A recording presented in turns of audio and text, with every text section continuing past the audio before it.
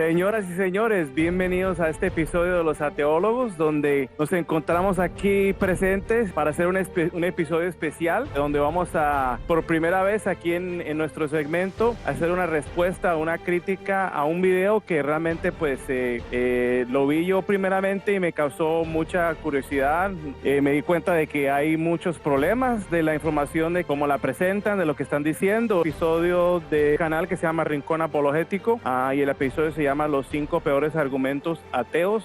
Me parece que esta es una oportunidad de hacer observaciones de los diferentes hombres de paja que utilizaron ellos para mal caracterizar los argumentos ateos. Así que tenemos aquí un equipo muy especial de expertos que vamos a estar uniendo nuestras mentes para ver qué sale de esto, ¿no? Así que pues mi nombre es Mark Peralta y pues aquí también tengo junto conmigo a Mr. Mariano Burgos y David Ortiz. Buenas noches, señores, caballeros, ¿cómo están? Buenas noches, ya extrañando aparecer en otro capítulo de Los Ateólogos, pero me parece... Buenas noches, Mark, ahí muy agradecido por la invitación para formar parte de este video, y ahí estamos, entrémosle. Listo, perfecto. Entonces lo que vamos a hacer es que vamos a poner el video y vamos a estar escuchando los 5 diferentes puntos que ellos hacen, y en momentos en que pensemos que sea apropiado vamos a pedir que hacer pausa y vamos a hacer luego el comentario. Así que sin ninguna espera más, comencemos.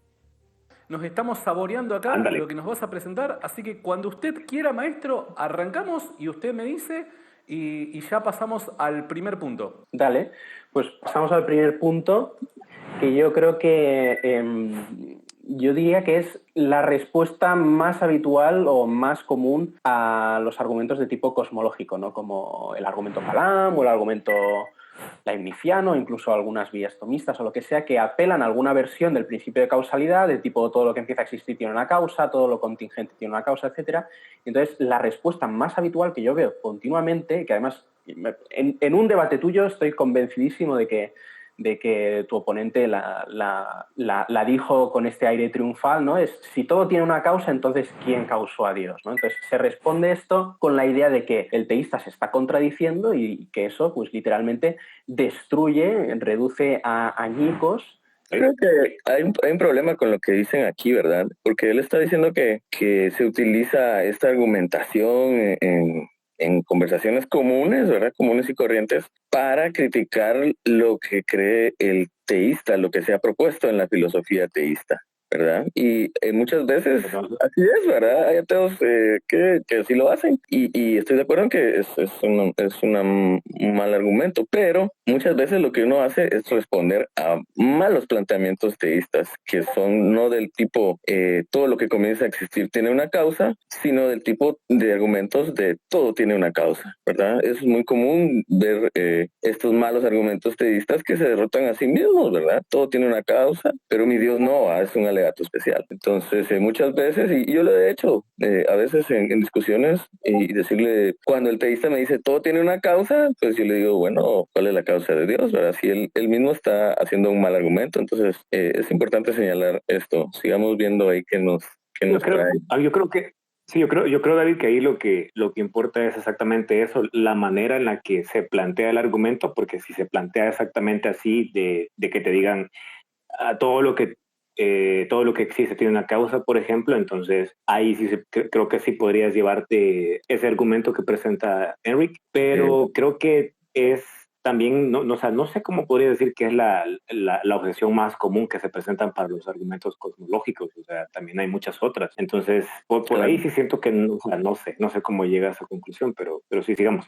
Y seguramente algunos de los que están viendo esto pues ya lo sabrán o ya lo habrán detectado, pero el problema es que literalmente nadie que valga la pena en toda la historia de la filosofía y de la tradición de argumentos cosmológicos ha basado nunca su argumento en una premisa tan evidentemente absurda y tan evidentemente contradictoria con la conclusión que se quiere alcanzar, ¿no? Por tanto, el problema de la objeción es que está atacando a un hombre de paja, a uno además muy monstruoso, ¿no? O sea, una aberración de argumento, y entonces pretende que ha destruido el argumento original que estaba dando el teísta, ¿no? A ver, a mí personalmente la facilidad de esta objeción, ¿no? Porque realmente realmente es muy fácil. Si realmente alguien estuviera diciendo todo tiene una causa, todo lo que existe tiene una causa, el universo existe, por tanto el universo tiene una causa y es Dios, ¿no? O sea, es facilísimo ver que eso no se sostiene. Entonces, desde mi punto de vista, la facilidad de la objeción tendría que hacerle sospechar a cualquiera que no se piense de entrada que algunos de los filósofos más importantes de la historia pues eran tan borregos como para caer en algo en un error tan evidente, ¿no? Y no obstante, como decía, es muy común, ¿no? Y de hecho, incluso uno la encuentra no solamente por internet, sino te la encuentras en filósofos profesionales que supuestamente tendrían que estar mejor informados, como Bertrand Russell. O sea, si tú lees su famoso libro ¿Por qué no soy cristiano?, si no recuerdo mal, ahí en alguna parte dice literalmente que esta es la objeción que a él le lleva a ser ateo. O sea que imagínate el nivel, ¿no? Imagínate hasta dónde ha calado esta caricatura que un tipo tan brillante como Bertrand Russell pues no es capaz de ver más allá de la caricatura, ¿no? De hecho... Aquí hay que decir algo también, aparte de que ya se había respondido, ¿verdad? No estamos respondiendo a la filosofía ateísta seria, como él dice, ¿verdad? Sino estamos respondiendo a una conversación entre dos personas en Facebook, a veces en otros ámbitos.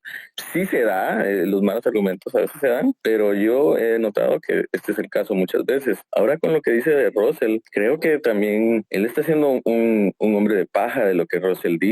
En primer lugar, en el libro ¿Por qué no soy un cristiano?, de Russell, él no menciona que esta sea la razón por la que él se convirtió en ateo. Él menciona de que él creía en el argumento de la causalidad, y el argumento de la causalidad puede ser una causa, no Dios, ¿verdad? Que no sea Dios, ¿verdad? Entonces él estaba convencido del argumento de la causalidad hasta que se dio cuenta de una cosa. A John Stuart.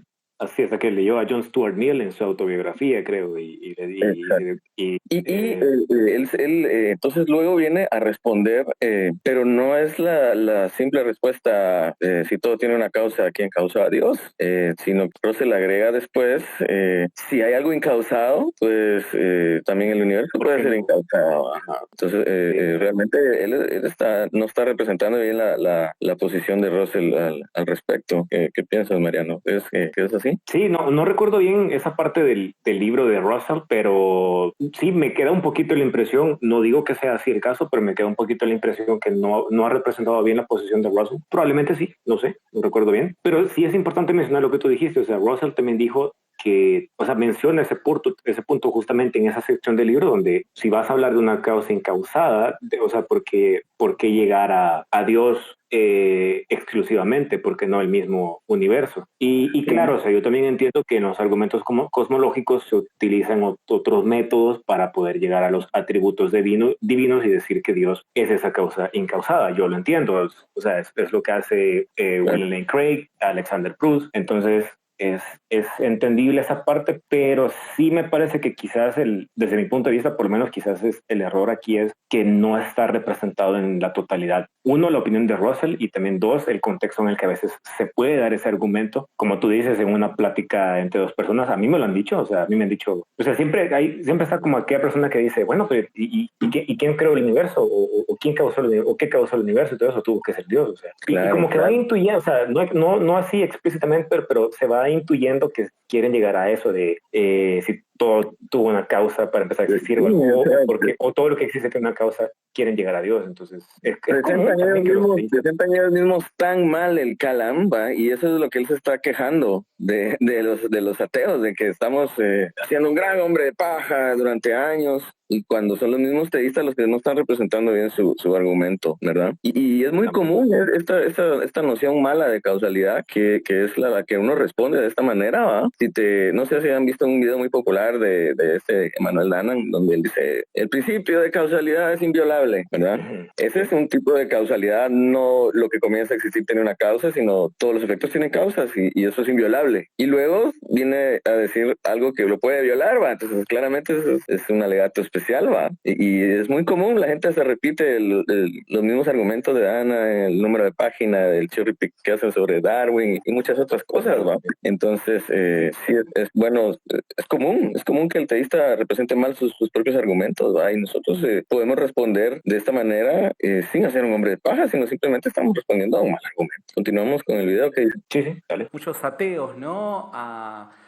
pese que no tiene una formación filosófica, ¿no? Pero por la importancia de él como protagonista en la discusión o debate sobre el tema de la existencia de Dios, a Richard Dawkins, ¿no? Y Richard Dawkins también plantea exactamente lo mismo, ¿no? ¿Quién creó a Dios? La misma pregunta, como si fuese, bueno, esta pregunta aquella que desarma el teísmo y bueno, nada, me parece que es un tanto supervalorada, ¿no? Totalmente, totalmente. Entonces, si a alguien le interesa profundizar un poco más en un poco la historia de esta objeción, de esta pseudo-objeción, vamos a llamarla así, en este libro, Five Proofs for the Existence of God, Edward Fesser le dedica pues toda una sección a esta objeción. Y él la rastrea al menos hasta Hume. Plantea que se puede rastrear al menos hasta Hume, que probablemente fue el primero que la planteó porque estaba reaccionando, al parecer, a ciertas cosas confusas que había escrito Descartes. ¿Vale? Entonces, como todo lo malo en filosofía, siempre se remonta a René Descartes. Pero la cuestión es que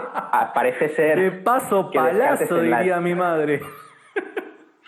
Parece ser que Descartes en las meditaciones y en las respuestas a ciertas objeciones y tal plantea o escribe que hay un sentido en el que todo lo que existe tiene una causa. Pero claro, hay que ver en qué sentido lo está diciendo. Y cuando uno se mete un poquito a desentrañar la argumentación que él utiliza, lo que parece que está diciendo no es que todo lo que existe tiene una causa en el sentido de causa eficiente, sino que todo lo que existe tiene una explicación. Entonces está formulando una versión no del principio de causalidad, sino del de razón suficiente. Como todo lo que existe tiene una razón suficiente de su existencia. Porque él no piensa, Descartes no piensa que Dios tenga causa eficiente, pero sí que piensa que su existencia tiene una explicación, a saber, la necesidad de su propia naturaleza, que es un ser necesario, ¿no? Por tanto, no está planteando este argumento absurdo de que todo tiene una causa eficiente y que está abierto a esta objeción. Pero Hume, como el razonamiento de Descartes parece ser que era tan enmarañado, pues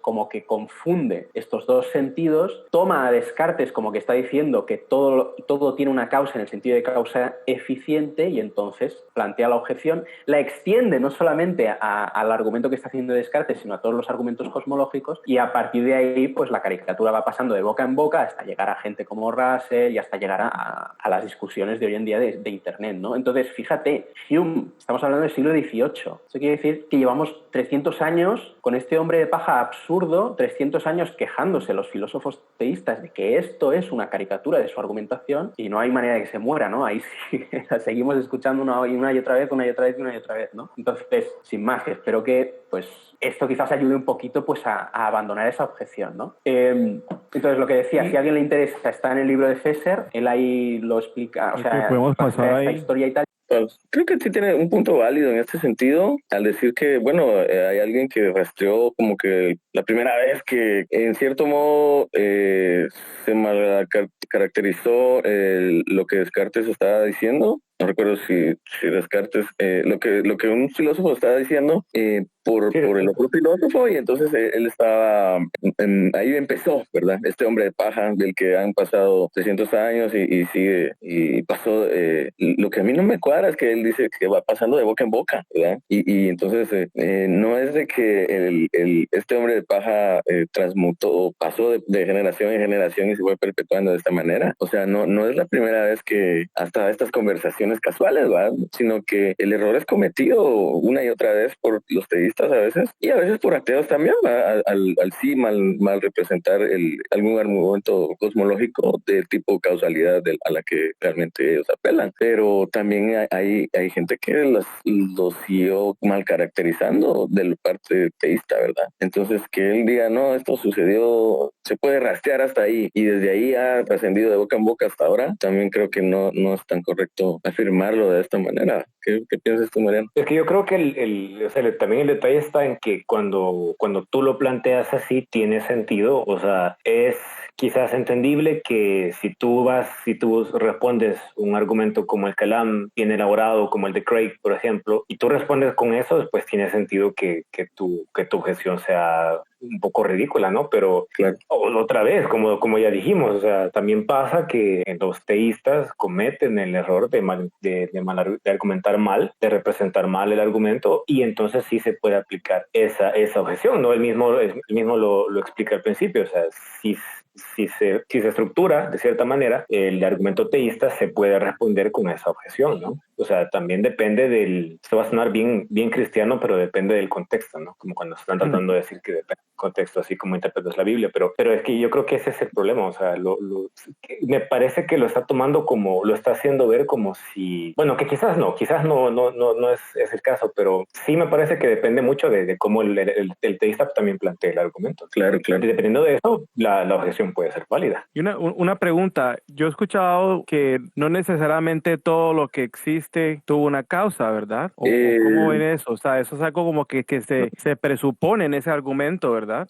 Sí, yo lo veo de la manera en que la noción de causalidad, el principio de causalidad, no solo es un principio que nos ayuda a razonar y nos ayudó a razonar y a entender temporalmente y la sucesión de sucesos y las relaciones entre los sucesos, ¿verdad? Y es bastante empírico, ¿ah? O sea, se creó de forma empírica, aunque ellos mencionan que alguien argumentaba en este caso que no, pero esa es la forma en que hemos comprobado una y otra vez la causalidad, hasta que llegamos, por ejemplo, a situaciones ya en la mecánica cuántica en la que pues la noción clásica de causalidad que teníamos ya no la podemos aplicar en algunos fenómenos como el decaimiento radiactivo, y algunos han argumentado también partículas virtuales y cuestiones de esta manera, en que creo yo que no contradicen del todo la noción de causalidad, pero sí pareciera que no tienen una causa aparente, ¿verdad? No sabemos la causa ni la causa, por ejemplo, en un decaimiento radiactivo para que cierto átomo decaiga en el momento en el que lo hace, ¿verdad? Podemos calcular las probabilidades de que lo haga, pero no sabemos al final qué es lo que causa que lo haga en cierto momento. Entonces podría ser que en algún otro momento descubriéramos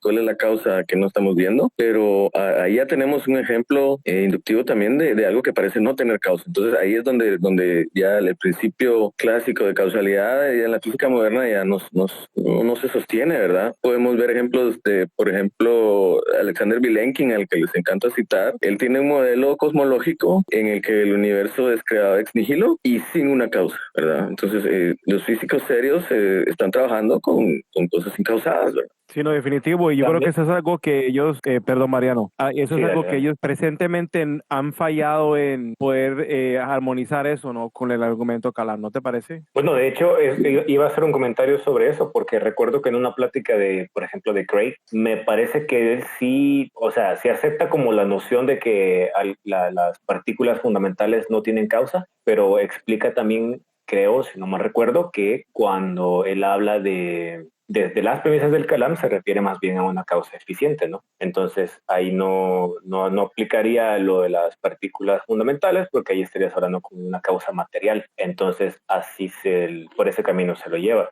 Y también, volviendo a la pregunta original tuya, Mark, de lo que me imagino que te referías como a la segunda premisa del Kalam. No, perdón, sería la primera, ¿no? Todo lo que comienza a existir tiene una causa. Sí, hay cierto problema con esto, ¿verdad? De las causas eficientes, materiales y la forma en que lo planteó el mismo y fue planteado antes, y por eso es que ese lenguaje no se utiliza ahora en el ámbito científico. Es un gran tema que da bastante de qué hablar, ¿verdad? Que tal vez... Sí, inclusive la segunda premisa también tiene problemas en cuestiones del universo. ¿Qué tan seguros estamos de que tuvo un principio? Yo creo que se habla mucho de eso, utilizan como un narrativo del Big Bang como para explicar de que el universo tuvo un comienzo, pero realmente eso no es lo que el Big Bang demuestra. Claro que no. Sí, ¿Puedes aclarar un poquito? Es una mala concepción muy común, ¿verdad? Que tiene mucha gente, muchos ateos incluso, ¿verdad? Y es que el Big Bang tiene que ser un comienzo absoluto de todo. El Big Bang incluso ya comienza con un universo expandiéndose, ¿verdad? Si distinguimos bien entre Big Bang y expansión, ¿verdad?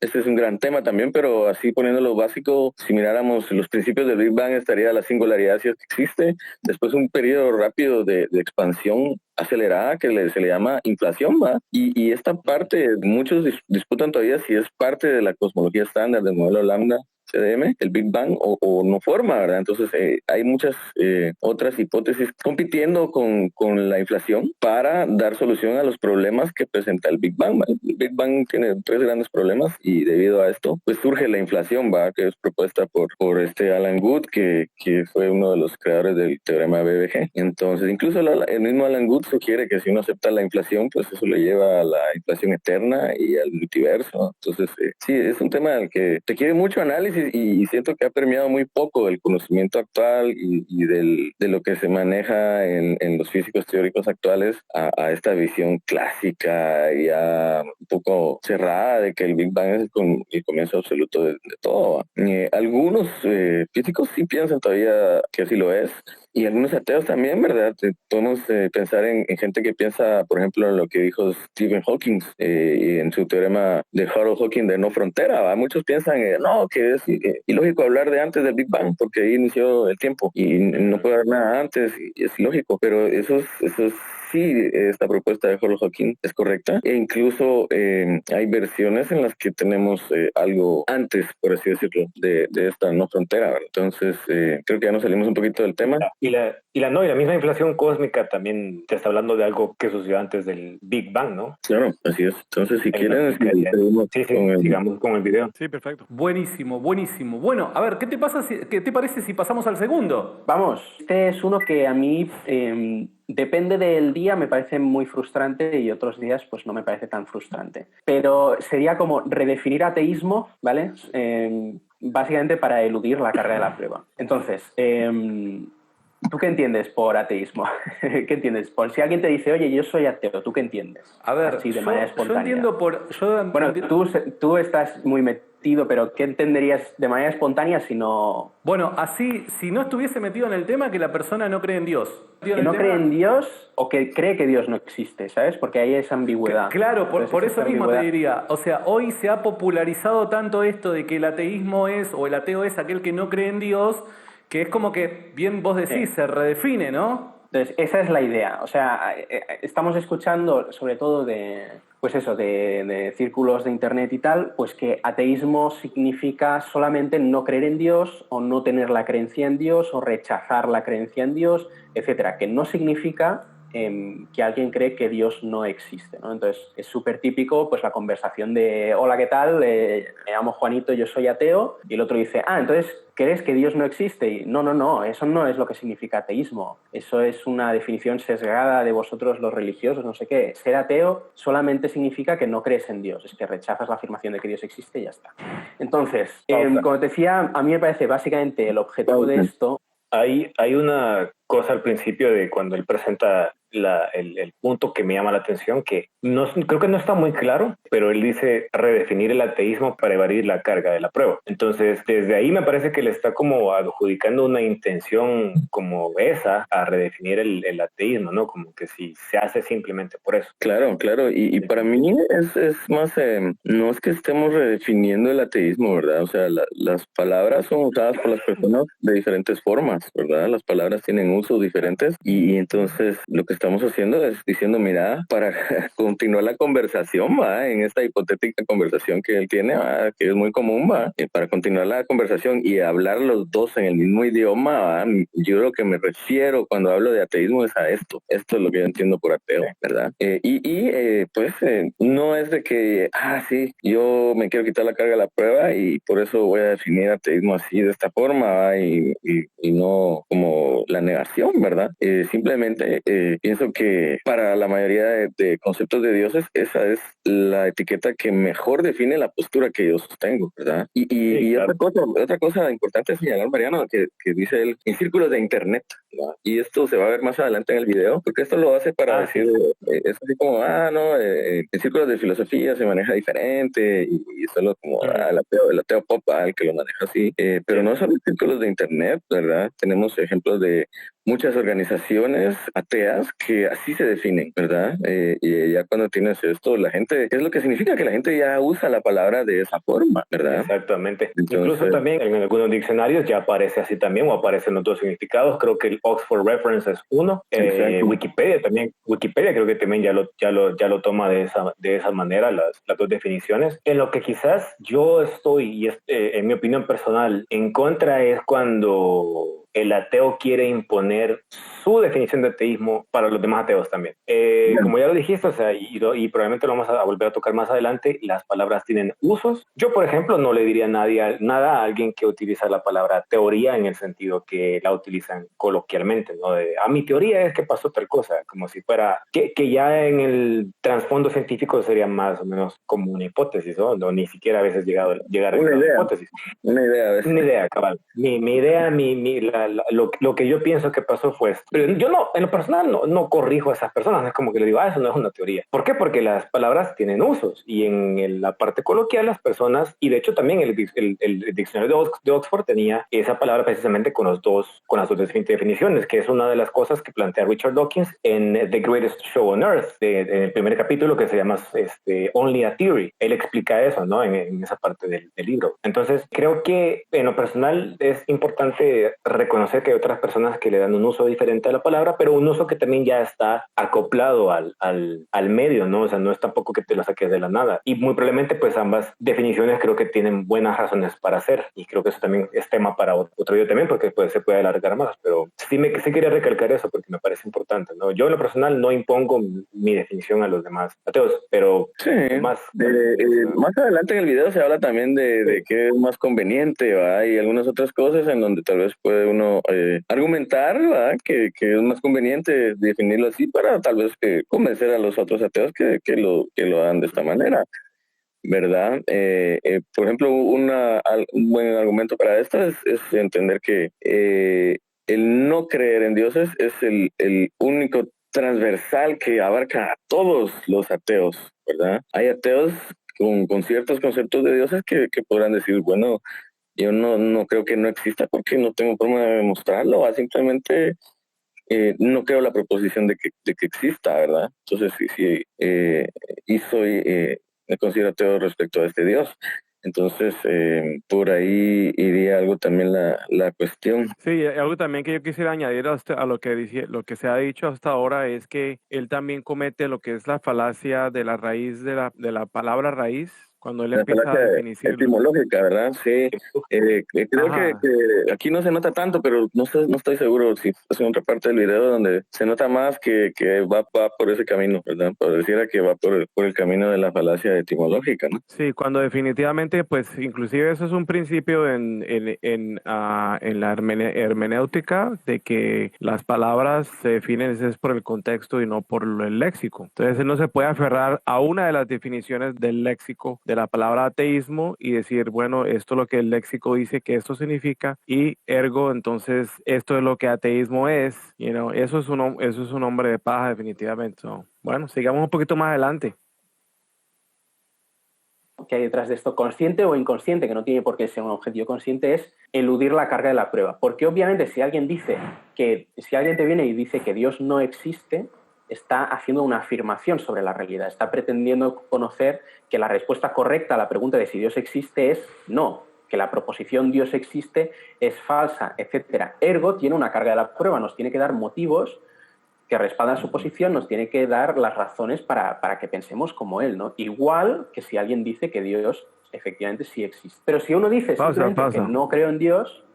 No sé si yo lo estoy escuchando mal, pero, o sea, para mí yo no tengo necesidad de decir que Dios no existe y ser ateo, para ser ateo, ¿cierto? Yo simplemente con el hecho de afirmar de que simplemente no creo o rechazo en el argumento planteado de dicho Dios, ¿cierto? Eso es suficiente para ser ateo. O sea, que el atacar el hecho de decir no existe Dios como algo que no se puede hacer o algo imposible de afirmar es un poquito como que desviante, ¿verdad? Relevante o no. ¿Qué piensan ustedes? Bueno, pero es que yo creo que ahí porque tú ya estás tomando como por sentada la definición de ateísmo de yo no creo que exista algún Dios, aunque me parece más bien que lo que él está diciendo es que precisamente para evadir la carga de la prueba es que se utiliza esa definición, ¿verdad? Porque Claro, pues, sí, o sí.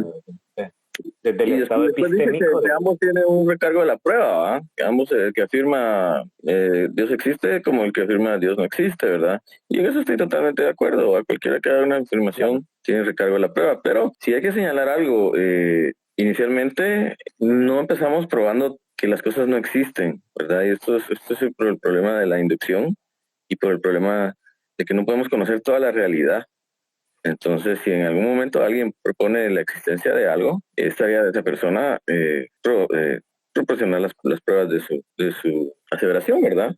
Entonces, muy comúnmente eso es lo que se argumenta de nuestra parte, ¿verdad? De que en este caso es el teísta el que debe demostrar que Dios no existe porque uno no anda probando cualquier cosa que se le ocurre a cualquier gente, ¿verdad? No sería impráctico, ¿verdad? Es como la posición nula y tiene que ver con la hipótesis nula y la posición por defecto que se toman cuando se propone la nueva existencia de algo, ¿va? No nos convencemos, no creemos en ello hasta que se demuestra o si tienen buenas razones y esta es la posición por defecto, porque si tomáramos la otra posición por defecto, pues tendríamos que hacer un montón de demostraciones de cosas que no existen. También quisiera aprovechar esta pausa para mencionar que por lo menos en la definición de ateísmo, de como definirlo como yo no creo que yo no creo que exista Dios, me parece que también podría tener un uso práctico en el sentido de que si, por ejemplo, tú definís conocimiento como una creencia cierta justificada, que me parece que es el análisis clásico de conocimiento, no sé qué tanto se utiliza en la parte académica de la filosofía, pero si tú defines conocimiento así, entonces una creencia el conocimiento termina siendo un subconjunto de creencias. Entonces por ahí sí podrías hacer una distinción entre yo no creo que Dios no, claro que también tienes que cambiar la definición de agnosticismo, pero ahí puedes hacer la diferencia entre yo no creo que Dios existe, está válido porque no sostenés esa creencia como cierta, y ser agnóstico como yo no sé que Dios existe porque pues no caes en el subconjunto de conocimiento. En ese sentido me parece que sí es un poquito práctica la definición, y me parece de hecho que es una razón para poder utilizar esa definición de ateísmo que desde mi punto de vista me parece válida. Claro, y hay realmente que hay dos cuestiones, ¿va? Son dos proposiciones y dos cuestiones, una sobre creencia y la otra sobre conocimiento. Hay que a veces que quieren evaluar las dos proposiciones juntas, Dios existe y Dios no existe, y las dos cuestiones de creencia y conocimiento al mismo tiempo, ¿va? Entonces, pero creo que más adelante en el video se habla un poquito más de eso. Tal vez avanzamos un poco ahí. Pues necesariamente no tiene ahí ninguna carga de la prueba, porque no estoy pretendiendo decir nada acerca de la realidad, de cómo es la realidad, sino que solamente te estoy informando acerca de pues mi psicología interna de una postura. Que yo creo, exacto, de mi postura psicológica de que no tengo esa creencia y ya está, ¿no? Entonces, para ser claros, muy importante, cada uno es libre de definir las palabras como le salga de las pelotas. ¿Vale? O sea, si yo quiero decir todo, si alguien... puedo decir todo. Claro, exacto. O sea, como si alguien quiere estipular que teísta es aquel a que le gusta el té y ateo es la persona a la que no le gusta el té. Y ya está, para él los términos significan eso y él utiliza los términos así. O sea, Viva la libertad, perdón, me acabas de tirar un centro. O sea, yo soy, a partir de ahora me redefino como mateísta. Porque me gusta el mate. ¿Qué problemas le veo yo a esta redefinición de ateísmo? Básicamente 5, ¿vale? Primero, que no es así como se entiende ateísmo en el lenguaje común, la persona de la calle normal, ordinaria, que no está metida en discutir con gente por internet, por ateo, entiende de manera espontánea y natural, pues aquella persona que cree que Dios no existe, y por ateísmo la posición que niega la existencia de Dios. Evidencia de esto es que aquella... Me parece que ahí, o sea, no sé también de dónde saca eso, que la gente común no entiende esa, o sea, que no manejan esa definición de ateísmo. Yo he hablado con personas que simplemente me dicen, un ateo es alguien que no cree en Dios, no me dicen alguien que cree que Dios no existe. O sea, otra vez, me parece que ese punto es un poquito vago, o sea, ¿de dónde sacas que la gente, de dónde sacas que la gente común no entiende eso? Claro, sí, se miran muchos ejemplos de que hay gente común que no lo entiende, pero como vos decís, también se ven ejemplos de que sí lo entienden, ¿verdad? Y en la medida en la las palabras cambian y uno se da cuenta que los usos, el uso que le está dando tiene una mejor concordancia con lo que uno quiere expresar y con la posición que uno tiene. Si yo me diera la etiqueta de ateo de esta forma y pienso que es lo que mejor describe mi postura, pues va a ir cambiando el uso de la palabra y como sucede, así evolucionan los lenguajes, ¿verdad? Así cambian los lenguajes y más gente común y corriente va a llegar a entenderlo de esta forma y muy probablemente después ya sea una minoría, ¿verdad? La gente que no lo entiende así, entonces no es muy buen argumento decir, es que la gente no lo entiende y por eso es un problema esta redefinición, ¿verdad? Porque entonces estarías como argumentando contra el cambio del lenguaje, ¿no? Sí, también se me viene a la mente que el hecho de que, por ejemplo, sea difícil de hacer algo no quiere decir que no lo vas a hacer, ¿no? De hecho, esa es una falacia, no me acuerdo el nombre ahorita. Y no digo que él esté haciendo así en ese sentido, pero o sea, pues el hecho de que cuesta al principio acostumbrarse a utilizar otra definición o a aceptar otra definición no quiere decir que no tengas que hacer, ¿verdad? Algo también que no sé si qué conocen ustedes de esto, pero yo creo que hay palabras o términos que nacen de ciertas tradiciones o de ciertos grupos o de ciertos contextos y luego más tarde forman parte del lingo universal. Y yo creo que la palabra ateísta es algo que proviene seguramente del contexto religioso, ¿no? Es más bien ellos se inventan ese término para describir a todos aquellos que rechazan a su Dios y de esa forma pues lo llaman ateos, pero no necesariamente tiene que ser así, o sea, porque el aferrarse a la definición de una palabra para argumentar en contra del concepto o de la materia que se esté tratando es algo que para mí no es adecuado, no es relevante. No Sí, consigue hacer eso. ya viene la falacia etimológica, ¿va? Y a eso es a lo que se aproxima un poco con lo que habla en el video, ¿verdad? ¿Seguimos? Ellos que definen ateísmo como rechazar la creencia o no tener la creencia, continuamente se están quejando de que todo el rato tienen que estar aclarando que ateísmo no significa lo que los otros piensan, sino lo que están diciendo ellos, ¿no? Por tanto, eso es muestra de que la definición que están utilizando es una definición particular, idiosincrática de la suya, que no es compartida en general por el resto de hablantes del mismo idioma, ¿no? Claro, si tú estás definiendo un término de una manera tal que siempre tienes que estar aclarando lo que significa, pues a lo mejor eso es un problema. Segundo problema, que no es así como se entiende, como se ha entendido ateísmo y ateo en la historia de la filosofía. No ese es el uso tradicional que se le ha dado en filosofía. Los grandes ateos de la historia, Nietzsche, Marx, Sartre, etc., su ateísmo no consistía, y ellos es lo que decían, no consistía simplemente en rechazar la creencia en Dios, sino en afirmar la inexistencia de Dios, en negar la existencia de Dios. Tercer problema, que tampoco es como se entiende así. ¿No creen que ahí fue donde se acercó, tal vez, donde pienso yo que se acerca un poco más a la falacia etimológica, en cierto modo? Y también, pues, que así lo hayan definido muchos filósofos famosos, tampoco es un problema, ¿verdad? De que así haya sido definido y se esté definiendo de otra manera o cambie el uso de la palabra más en línea con lo que veníamos diciendo, pues no es un problema, ¿no? Así funciona el lenguaje y hay filósofos que también no lo definen de esta manera, ¿no? Sí, eso es tan absurdo como decir, pues no es adecuado hablar de un Dios trinitario porque la forma en que los teólogos de la iglesia primitiva no hablaban de una trinidad, sino que lo definían ¿cierto? Exacto. O sea, eso no va al caso. Hay que hablar de las ideas y hay que poder defender las afirmaciones, los reclamos, porque si no, pues estamos perdiendo el tiempo. Y eso es como una cortina de humo, esa conversación, de ponerse a discutir y debatir.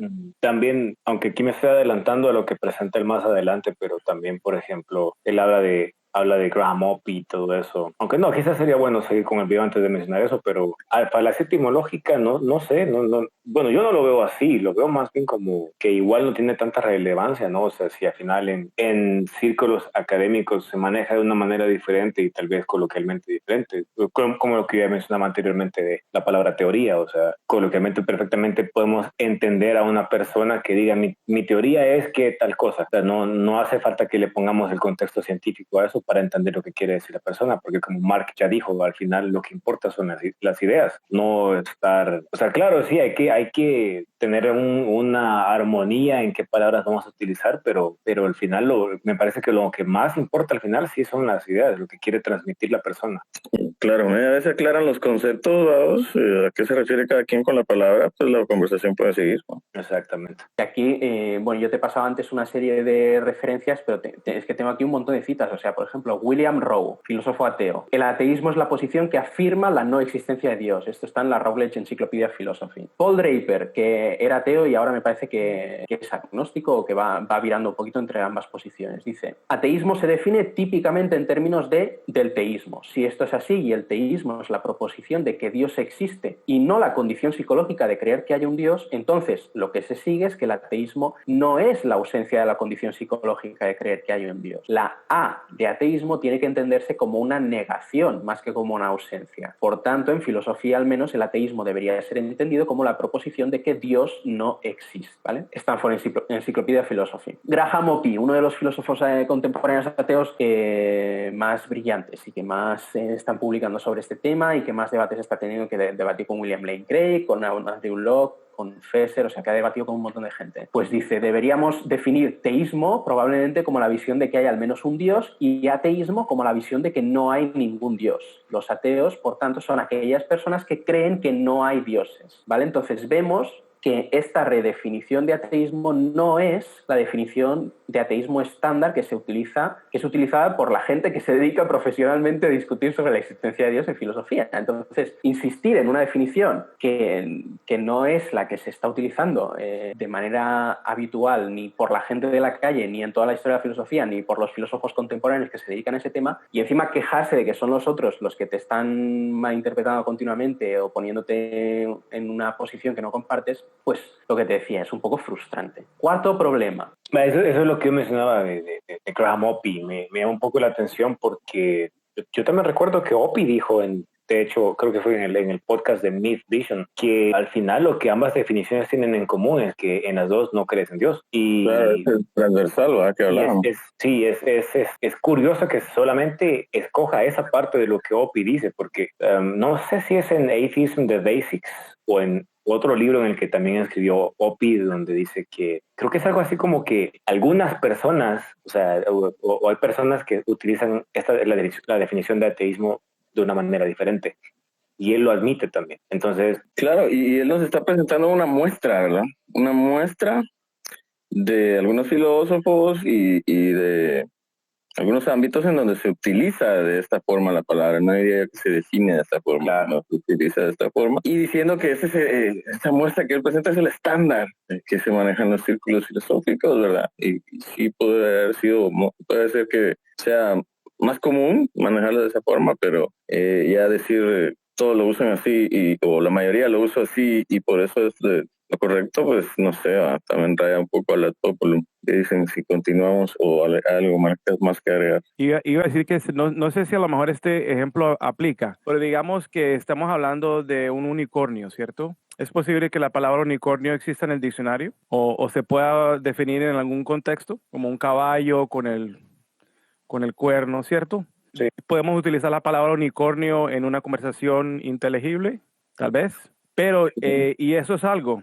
Algo diferente es si realmente los unicornios existen. Y si estamos hablando de un contexto donde se está tratando la veracidad de, digamos, ciertas especies de animales, pues seguramente si sale la palabra unicornio en ese contexto, en ese diálogo, pues hay obviamente la carga de la prueba la tiene el que está proponiendo el unicornio como una especie por considerar, y en ese momento tendría que ofrecer una muestra, una evidencia de que existe ese animal. Hasta que simplemente de marcar, no sé, ellos están utilizando un contexto de algo para fabricarlo como una objeción y, o sea, es un truco, no sé, o sea, se me hace, ¿qué les parece a ustedes ese ejemplo del unicornio?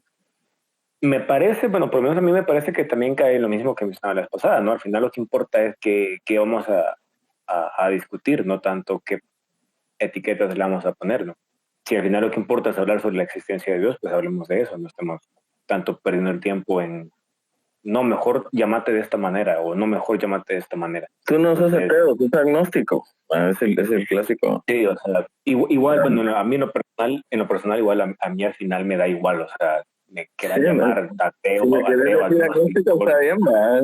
La pregunta es que... Sí, exactamente. Bueno. Cuarto problema de definir ateísmo simplemente como el rechazo de la creencia en Dios. Pues que entonces estás colapsando la distinción entre agnóstico y ateo. Estás metiendo en el mismo saco a dos tipos de personas que tienen actitudes proposicionales, o sea, actitud proposicional es lo que tú piensas acerca de una proposición, de una tesis. Pues estás metiendo en el mismo saco, bajo la misma etiqueta, a dos personas que tienen actitudes proposicionales muy, muy distintas, porque tienes a la persona que delante de la proposición Dios existe, afirma su falsedad, ¿sí?, que es lo que tradicionalmente siempre se ha entendido por ateo y ateísmo, y luego tienes la persona que delante de esa proposición simplemente suspende el juicio y no se decanta por un lado ni por otro, sino que dice, pues yo no sé si es verdadero o falso esto, ¿no? Claro, redefinir ateísmo de esta manera mete a estos dos tipos de personas que conviene distinguir porque sus actitudes son muy distintas, pues las mete en el mismo saco. Es más, y este es un ejemplo de Joe Schmidt, un filósofo agnóstico, también muy, muy inteligente. Dice, él propone que, claro, incluso si una persona está en una situación en la que el teísmo le parece ligeramente más probable que el ateísmo, que la existencia de Dios le parece ligeramente más probable que su inexistencia, pongamos un 52% más probable. Pero que, claro, con un 52% más probable no da el paso a afirmar que efectivamente Dios existe, simplemente que está un poquito inclinado hacia ese lado, pero no. Claro, como no es una persona que tenga la creencia en Dios, bajo esta redefinición contaría también como ateo, lo cual, de nuevo, parece como muy contraintuitivo, ¿no? Muy, muy absurdo, que no se entiende. Habitualmente, ¿cómo se responde a esto? Pues ya que se ha redefinido ateísmo, pues vamos a redefinir agnosticismo. Y entonces ahora agnosticismo se nos dice que en realidad no significa lo que estamos diciendo que significa, no, el agnosticismo no es la posición de no saber si Dios existe, sino que como etimológicamente gnosis es una palabra griega que hace referencia al conocimiento, pues pertenece a un plano distinto del término ateísmo. Entonces se nos dice ateísmo y teísmo están en el plano de si se rechaza o se acepta la existencia de Dios, la creencia en Dios. Mientras que agnosticismo y gnosticismo están en otro plano, es un plano vertical o otro plano, el de la certeza o la seguridad que uno tiene en este rechazo o en esta aceptación. Y entonces, pues bueno, se multiplican las categorías y ahora uno puede ser ateo agnóstico, ateo gnóstico, teísta agnóstico y teísta gnóstico, ¿no? Y hay una imagen por internet que rueda por internet y que básicamente plantea esto. O sea, el problema de esto es que es un cacao, ¿vale? Se intentan solucionar los problemas de una definición idiosincrática con otra definición idiosincrática. De nuevo, por lo general la gente en el lenguaje común no utiliza el término de esta manera y en la discusión especializada en filosofía de la religión tampoco. Además, hay otros problemas que si tú quieres pasar por encima, a la hora de definir un término, si quieres pasar por encima del uso común y el uso técnico de ese término e ir a determinar el significado por la etimología, eso es una falacia, es la falacia etimológica. Y es una falacia porque el significado de un término no está necesariamente ligado a la etimología, a su origen. Por eso solo tiene que ver con su origen, no tiene que ver con cómo se utiliza el término mucho después de su origen, ¿no? Y el segundo problema es que, como tú muy bien sabes, el gnosticismo pues ya tiene un significado asociado. Es una herejía cristiana de los primeros siglos. Entonces, llamarle a alguien un teísta gnóstico, le estás básicamente diciendo que es un hereje.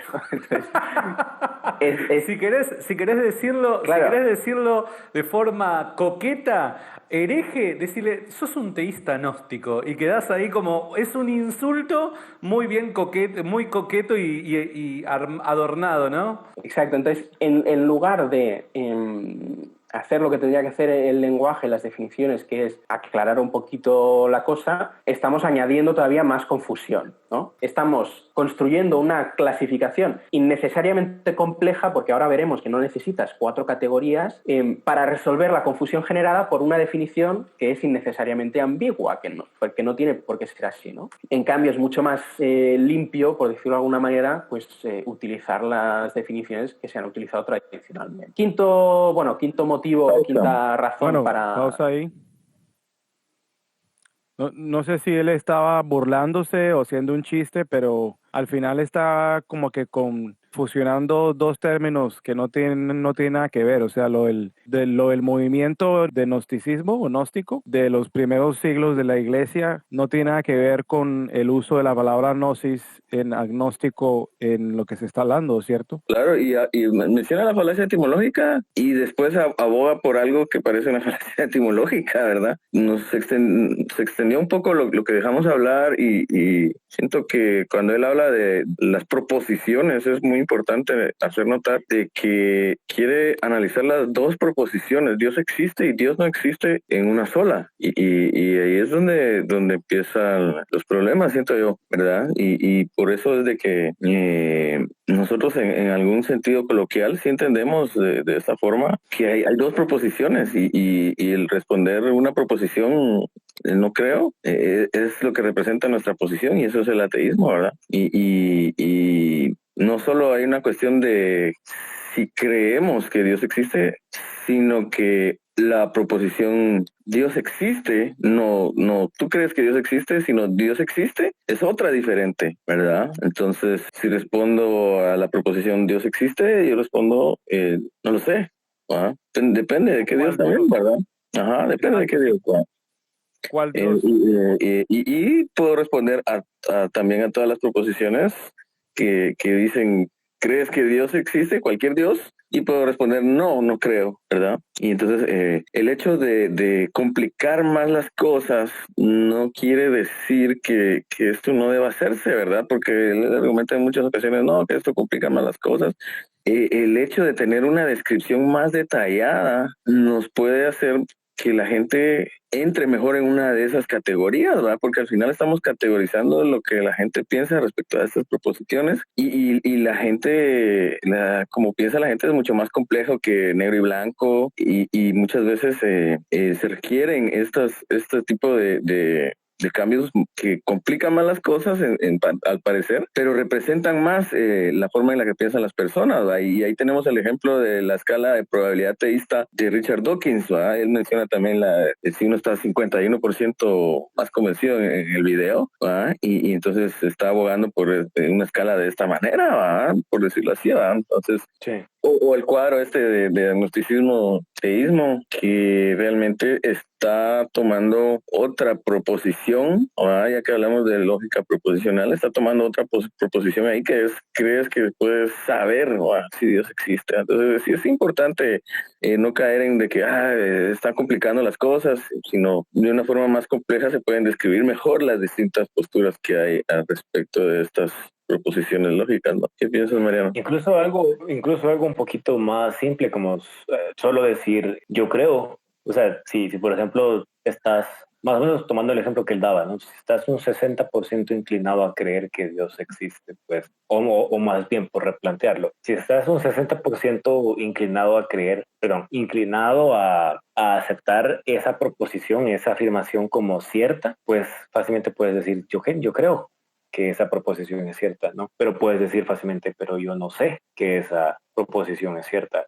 Tomando la definición de conocimiento que daba antes, ¿no? Que repito, creo que es el análisis clásico del conocimiento, ¿no? O sea, entonces, ahí puedes hacer esa distinción que, como tú dices, representa más específicamente lo que realmente piensa una persona. Sí, y habla del grado de certeza que esa persona le asigna a esa creencia que tiene, ¿verdad? Claro. Eso es lo que de eso está hablando el conocimiento, ¿no? Sí, claro. Entonces ahí sí creo que definitivamente el hecho de que sea difícil lo que haya que acostumbrarnos a eso no quiere decir que por eso vamos a dejar de hacerlo. Evitar esta redefinición, y esto es un argumento que da Paul Draper en el artículo de la enciclopedia que he citado antes, de la Stanford Encyclopedia Philosophy. Ahí da este argumento. Él dice, si tú lo piensas, o sea, hay tres posibles respuestas directas a la pregunta de si existe Dios. Tú puedes decir, alguien te pregunta, ¿existe Dios? Y alguien puede decir sí, alguien puede decir no, y alguien puede decir que no lo sé. Eso sería como las tres respuestas básicas. Pues si hay tres respuestas o tres actitudes básicas, que además son las tres actitudes básicas que uno puede tener delante de cualquier proposición. O sea, de cualquier proposición tú la puedes afirmar, la puedes negar, es decir, puedes pensar que es verdadera, puedes pensar que es falsa, o puedes suspender el juicio, decir que simplemente lo ignoras. Pues si hay 3 actitudes básicas, tiene todo el sentido del mundo que haya 3 términos básicos, y estos son: teísta, para el que piensa que Dios existe, para el que responde que sí; ateo, para el que piensa que Dios no existe, para el que responde que no; y agnóstico, pues para el que no lo tiene claro, para el que responde que no lo sé. Y a partir de ahí, pues tú puedes decir, vale, pues soy ateo y estoy un 70% seguro de mi posición, o puedes más o menos decir con qué grado de certeza tú sostienes esa posición. No necesitas añadir más categorías y mezclar 2 planos, y que si ahora ateísmo y agnosticismo y gnosticismo están en planos distintos. No hace falta toda esa complejidad. Es mucho más sencillo tener los 3 términos básicos que se corresponden con las 3 actitudes básicas que puedes tener ante cualquier proposición, y luego simplemente, si quieres aclarar cuál es tu grado de seguridad acerca de lo que piensas, pues lo aclaras y ya está. Entonces, por estos motivos, yo recomendaría abandonar esta redefinición, porque lo único que hace es eso, generar confusión, básicamente confusión, y puede llegar a ser un poco frustrante. Entonces, la objeción más común que he escuchado cuando alguien plantea todo lo que he dicho es que yo, como teísta, no tengo derecho a decir qué significa ateísmo, sino que tengo que dejar que ateísmo lo definan los ateos, en vez de ir a decirles los ateos lo que significa ateísmo. Entonces, Tu cuerpo, no, dejando mi de cuerpo, lado, mi decisión, dirían las feministas, ¿no? Sí, mi término, sí, exacto.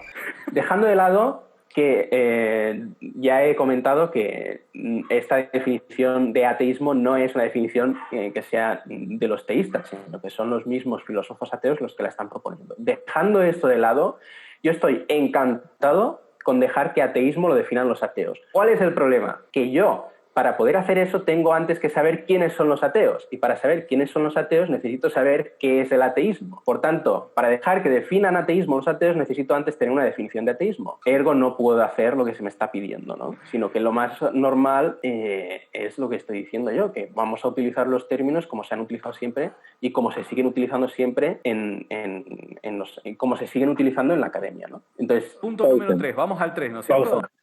Pues me parece que al final, el ejemplo de los Reyes Magos, me parece que al final, o sea, si alguien, cualquier persona es libre de decir incluso que no cree que los Reyes Magos existan, pero tampoco afirma que no existen. O sea, cuestión de cada quien, ¿no? Dependiendo de cómo proponen incluso su planteamiento. Pero creo que esa insistencia en que las palabras deberían de usarse solo como se utilizan en el círculo académico. Aparte dice que siempre se han utilizado así, cuando obviamente no es el caso. Ateo ha significado muchas cosas durante el transcurso de la historia. Entonces, eso lo descartaría, ¿no? Porque no es que siempre se han utilizado así. Y aparte, pues, no veo la necesidad de que las palabras se utilicen exclusivamente como las utilizan los académicos, ¿no? Y apuesto a que hay muchas palabras que se utilizan de manera cotidiana que cuando ya te pasas a su trasfondo académico, pues probablemente signifiquen algo diferente. No solo dentro de la filosofía y la ciencia, me imagino que hay otras palabras que vienen de otros campos tal vez, o no sé, y ya cuando te pasas a su trasfondo académico van a significar algo diferente. Entonces no veo la necesidad de que sea así exclusivamente. También quería mencionar, por ejemplo, él empieza, o este punto empieza discutiendo sobre, de las posibles respuestas a una proposición, ¿va? Y la proposición es, Dios existe, ¿no? Pero y nos dice, bueno, las posibles respuestas son sí, no, y no lo sé, ¿verdad? Pero nosotros estamos respondiendo a la proposición, ¿crees que Dios existe? ¿Verdad? ¿Crees que Dios existe? Y entonces, pues ahí uno está convencido o no está convencido, ¿verdad? Es una verdadera dicotomía. Entonces, lo mismo caería ahí en decirle a él, mira, solo existen 2 posibles opciones, entonces conviene más tener 2 términos para definir las 2 posturas diferentes respecto a esta posición, a esta proposición que es, ¿crees que Dios existe? ¿Verdad? Preguntarle a alguien, Dios existe, y que él te lo responda, es como si él tuviera certeza o tuviera la verdad, Entonces, creo que a veces es más, lo que se pregunta es, ¿tú crees que Dios existe? Y las posibles respuestas a eso es, ¿estás convencido o no? Y entonces, bajo su mismo razonamiento, pues tendrían que haber dos categorías nada más, ¿no? Sí, Ya la exacto. proposición, ¿sabes? La certeza que uno le asigna a esa creencia, pues es otra proposición distinta, ¿no? Sí, no, de total en acuerdo. Y lo otro también que yo estoy en desacuerdo con él es lo que concluye, porque digamos que sí, o que digamos que la definición clásica del ateísmo es la no creencia en un Dios, ¿cierto? La creencia de que un Dios no existe. La creencia de que la creencia de que un Dios no existe. Ok, pero y eso no tiene nada que ver en el sentido de que si vamos a hablar en el contexto de que si realmente existe o no, que entonces eso, el hecho de que la palabra esté definida de esa forma, significa de que entonces debe existir una carga de la prueba de esa afirmación para poder, ¿sí? Sí, Para que sea digamos, razonable. a veces a uno a mí no me molestaría asumir esa carga de la prueba, ¿verdad? Como eso es de lo que nos acusan, ¿verdad? En respecto a ciertos dioses, ¿verdad? Si yo encuentro una contradicción lógica en las proposiciones del Dios, pues yo digo, este Dios no existe porque hay una contradicción, ¿verdad? Pero si nos presentan un concepto de Dios infalsable, podemos decir solo no creo que exista, ¿verdad? No puedo probar que no existe, por lo tanto no puedo mantener esa posición, ¿verdad? Porque por lo mismo es infalsable, ¿verdad? No hay forma de acceder a ese conocimiento, ¿no? Sí, exacto. Y otra cosa que se me olvidó mencionar, pero me pareció curioso, es que en todo su discurso en contra de esta forma de utilizar la palabra ateo, él siempre aboga porque esto causa confusión, los ateos siempre se están quejando de que no los entienden, nadie entiende la palabra de esa forma y todo esto, ¿no? Y lo primero que hizo en el punto fue preguntarle a Santiago cómo entendía él si alguien le decía yo soy ateo. Y Santiago respondió, alguien que no cree en Dios. Entonces lo contradijo él, ¿va? Él sí entiende la palabra de esta forma coloquialmente, ¿va? Entonces, algún punto gracioso ahí, ¿no? Sí, Y luego aunque, lo aunque corrigió y quizás le ahí dijo, también, no, es esto y lo otro. aunque quizás ahí también cabe aclarar que pues Santiago como está metido en este mundo también pues ya está acostumbrado a escuchar esa definición de ateísmo, pero yo creo que eso se representa también en lo diario. O sea, yo en lo personal le he hablado con muchas personas que me dicen esa definición sin esas personas saber en lo más mínimo sobre, es decir, personas que no están metidos en este mundo, o sea, sin conocer a Dawkins, a Hitchens, a Harris, o sea, nadie, ¿no? Claro. Nadie del mainstream atheism. Entonces, eso pasa también en lo normal, ¿verdad? Me parece un poquito absurdo, ¿no? Decir que no, que nadie lo conoce de esa manera o nadie lo maneja de esa manera, porque no es el caso, definitivamente no es el caso. Si lo pusiéramos del ejemplo, digamos, de La Llorona, que si tú crees si La Llorona existe, ¿cierto? Uno puede decir, creo, sí, no creo o no sé, ¿cierto? Pero si yo digo, yo no creo en La Llorona y tengo razones, y mis razones son por la ausencia de evidencia, entonces eso significa de que yo tengo que comprobar de que ella realmente no existe para poder afirmar mi falta de creencia en ella, o sea... Sí, claro, es lo que mencionábamos, ¿va? El problema de la inducción y todo esto. La posición por defecto que debemos tomar es no creer en las cosas hasta tener una buena razón. Y cuando uno empieza a hablar de la existencia de algo, podemos hablar ahí del problema de la inducción y la hipótesis nula, ¿verdad? Eso es lo que hacemos, va a hacer una hipótesis nula en decir esto no es así y luego tratamos de probar la hipótesis nula como falsa, demostrando que sí es así la cosa, ¿verdad? Es el mismo ejemplo que se utiliza, por ejemplo, eso se utiliza también en las cortes con la presunción de inocencia, ¿verdad? El acusado se presume inocente y es el trabajo del fiscal o la fiscalía demostrar que el acusado es en sí culpable, ¿verdad? Inicia con la hipótesis nula y no es el acusado el que tiene que él demostrar que él es inocente, ¿me entiendes? Sino que el fiscal tiene que demostrar que el acusado es culpable. Excelente, muy bien claro. Bueno, continuamos. Punto número 3, Enric.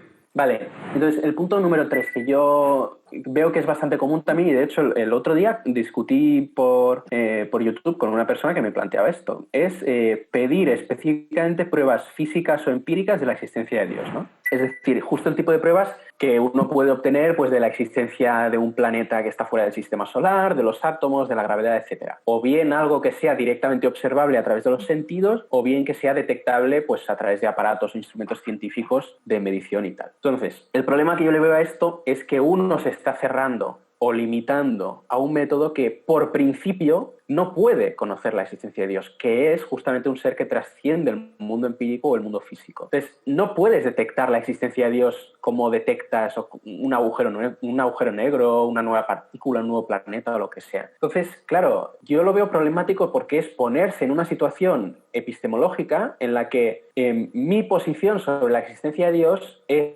infalsable, porque literalmente las únicas pruebas que aceptaría de su existencia son justamente aquellas que por principio el objeto en cuestión no me puede dar. Yo lo pienso como una analogía, es como si como un negacionista del coronavirus que solo estuviera abierto a aceptar la existencia del coronavirus si lo viera con los ojos desnudos, sin nada más, ¿no? Ni por un microscopio, no, lo tengo que ver con los ojos, si no, no me lo creo. Es como justo la condición que estás poniendo para cambiar de opinión es la única que el objeto no te puede dar, ¿no? Y yo creo que esto pues, es algo que en general tendríamos que intentar evitar estar en este tipo de situaciones en la que si yo estoy equivocado pues no tengo ninguna manera de descubrirlo. O sea, aunque no se pueda ver el virus con los ojos, sí tenemos mecanismos como en los laboratorios que nos pueden confirmar la presencia del virus. ¿Sí me entiendes? O sea que, y eso no existe en Dios. Sí, claro. Muchas veces creo que sí hay ateos, ¿va? Que hacen estos argumentos como, quiero ver a Dios con mis ojos, ¿va?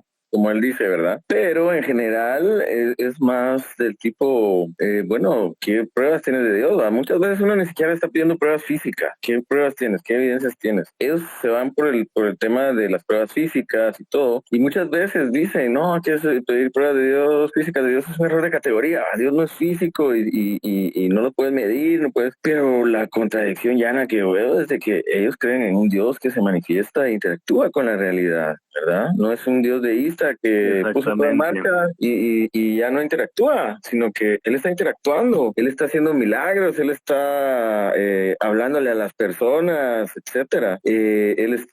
Abogan por el alma, cosas que el alma interactúa con el cuerpo, ahí estaría el problema mente-cuerpo y todas estas cosas deberían de haber evidencia de ellas, ¿verdad? Entonces, eso es lo que uno está pidiendo a veces, ¿no? El templo, por ejemplo, tenía la presencia de Dios física dentro del templo, de lo que se creía. Claro, entonces creen en este Dios que se manifiesta y creen que es absurdo pedirles pruebas de esas manifestaciones, ¿verdad? Tomando la analogía que él hace del coronavirus, nosotros no estamos pidiendo ver al coronavirus con nuestros ojos, nosotros estamos pidiendo ver los hisopados que dan positivo a la gente, estamos pidiendo ver los síntomas que la gente presenta, ¿verdad? Del coronavirus, etcétera, ¿va? Tomando esta misma analogía. Entonces, decir, que el ateo quiere ver a Dios con sus ojos también puede caer en un hombre de paja, ¿no? De lo que realmente uno está pidiendo. Y también va un poco al caso el problema de que él dice, bueno, estás usando un método que por definición no puede acceder a él, ¿va? Sí, estoy de acuerdo, ¿va? Según definición, pues tal vez mi método no pueda acceder a Dios, pero sí puede acceder a las evidencias que tu Dios dejaría. Y en este caso, bueno, si el método ese no puede acceder a él y no podemos tener conocimiento de eso, ¿qué método tienes tú para acceder a lo sobrenatural, ¿no? ¿De qué forma objetiva puedes acceder a él y saber que, bueno, estas conclusiones tienen sustento en la realidad? Imposible, ¿no? ¿Qué piensas, Mariano? Una cosa también que quizás puedo inferir de lo que dice aquí Enrique es que si tú vas a, por ejemplo, a contar como evidencia suficiente argumentos filosóficos a favor de la existencia de Dios, pero como tú decías, bueno, en lo personal, a mí pasar desde demostrar desde el punto filosóficamente la existencia de Dios a que Dios se manifiesta en nuestro mundo, pues en ese caso ya estás, o sea, ya puedes pedir evidencia empírica, porque tiene que haber algo, o sea, tiene que haber evidencia, tiene que haber algo que nos señale que un Dios está interactuando con nuestro mundo. Entonces, o sea, claro, no sé cómo lo hará él, ni tampoco Santiago, pero justamente como tú decías, para las proposiciones que hacen los teístas, los cristianos, musulmanes, etcétera, sí puedes pedir algo así, ¿no? O sea, ellos están abogando porque su Dios se revuelve con nosotros, se manifiesta de alguna manera. Entonces, no me parece tanto un error de categoría tampoco. O sea, también depende de la proposición que estás haciendo. Claro. Y es muy fácil para ellos argumentar desde ese punto de vista como lo ve el deísta. ¿no? De creer un Dios impersonal, ¿sí? Fuera de Claro, de la porque ahí creación. es el menor recargo de la prueba. Exacto, pero a la misma vez ellos no son deístas, sino que son cristianos que creen en el Dios bíblico, así que es un poco sospechoso argumentar de esa forma, es como utilizando un disfraz cuando te conviene, y impersonar una cierta perspectiva cuando te conviene y cuando no te conviene evitarla. Bueno. Si Dios existe y hay buenos argumentos filosóficos a favor del teísmo, yo no podría descubrirlo, no podría descubrir que estoy equivocado, porque la única prueba que estoy dispuesto a aceptar de la existencia de Dios es lo que decía, la que por definición nadie me puede dar. La condición que he puesto para cambiar de opinión me asegura que nunca voy a poder cambiar de opinión. Y yo creo que eso es problemático. A lo mejor hay gente que no lo ve así, pero a mí sí que me lo parece. Además, creo que hay contraejemplos a esta actitud de que solo se puede aceptar la existencia de algo si lo puedo detectar empíricamente. Y uno, el más evidente para mí, es la conciencia de otras personas. No la puedes detectar empíricamente, no puedes. Todas las pruebas empíricas que puedas dar de que alguien tiene conciencia son compatibles y consistentes con que no la tenga, sino que simplemente en su cerebro se dan los mismos procesos que en el tuyo, pero sin ningún correlato de conciencia, de experiencia subjetiva ni nada. Entonces, y no obstante, en general espero que todo el mundo acepte la existencia de que las demás personas son seres conscientes y tal. Otro ejemplo que se me ocurre es el multiverso. O sea, hay bastante gente que piensa razonablemente, a mi parecer, que bueno, pues probablemente nuestro universo no es el único que existe, sino que hay más universos y algún tipo de mecanismo generador de universos y tal, porque es una hipótesis que ayuda a explicar muchas cosas, aunque al menos hoy por hoy la existencia de otros universos es empíricamente indetectable, pero eso no hace que uno pues no pueda decir, bueno, pues hay buenos motivos para pensar que hay un multiverso, por tanto lo mejor es pensar que hay un multiverso, ¿no? Si uno ve razonable esto, pues por estos mismos motivos, a priori tendría que estar abierto al mismo tipo de argumentos a favor de la existencia de Dios, por mucho que no sean pruebas estrictamente físicas. Y luego, otra posible inconsistencia que yo veo en esta actitud es que a veces te puedes encontrar gente que no va a aceptar argumentos filosóficos de entrada a favor de la existencia de Dios, justamente porque no son pruebas físicas, pero en cambio sí que va a aceptar argumentos filosóficos en contra de la existencia de Dios. Y es como, hombre, si estás abierto a utilizar la filosofía para argumentar en contra de la existencia de Dios, a priori tendrías que estar abierto también al uso de la filosofía para argumentar a favor de la existencia de Dios, no solamente cerrarte como, no, para aceptar la existencia tienen que ser pruebas empíricas, pero la filosofía me sirve si es para el ateísmo, ¿no? Entonces, es otro punto que yo animaría también a revisar si hay alguien que tiene esta actitud. Te entiendo. Bien, buenísimo. ¿Es realmente eso así, David? ¿Tú qué piensas? Bueno, él estaba hablando de aceptar cosas sin tener una comprobación física, ¿verdad? Sí pienso que hay ateos que tienen una postura cientificista, ¿verdad? Que realmente no es bueno, y eso sí está bueno tratar de abandonarlo, ¿no? Pero no todos tenemos esta posición, y de hecho no es tan común, ¿verdad? Muchas veces lo que nosotros decimos es, bueno, ¿qué método tienes entonces para acceder a este conocimiento, si no es el científico, ¿verdad? Estaba resaltando él que parece ser de que es inconsistente el demandar la evidencia empírica o material de la existencia de un Dios. Si aceptamos ciertas cosas sin esa evidencia, ¿verdad? Y a la misma vez argumentar en contra de la existencia de Dios desde un punto de vista filosófico y no empírico. Ayer estaba tocando un poco el tema del solipsismo y de cómo, al final de cuentas, no podemos probar ese tipo de cosas, pero a veces como que las aceptamos. ¿Pero por qué las aceptamos? Porque esto nos permite seguir el conocimiento, ¿va? Si no, quedaría uno en un solipsismo duro que al final no puedes probar y no llegas a ni mierda.